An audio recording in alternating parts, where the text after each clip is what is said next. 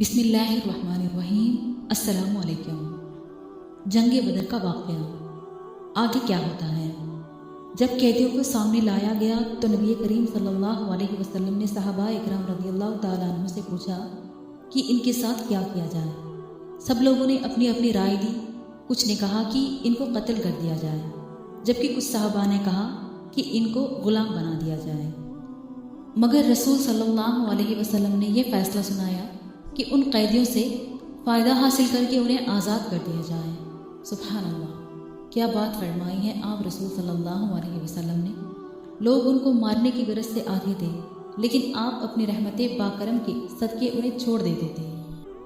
جنگ ختم ہونے کے بعد سارے فرشتے واپس چلے گئے اور آپ صلی اللہ علیہ وسلم نے نماز پڑھائی۔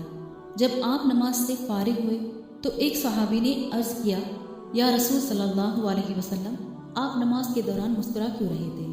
تو سرکار دو عالم صلی اللہ علیہ وسلم نے مسکرا کر جواب دیا، جب جنگ کے بعد جبریل امین علیہ السلام تمام فرشتوں کو لے کر چلے گئے تو اللہ تعالیٰ کے حکم سے آسمان پر فرشتوں نے انہیں اندر آنے سے روک دیا اور فرمایا کہ تم جس مقصد کے لیے گئے تھے اس کے بنا واپس کیسے آ گئے؟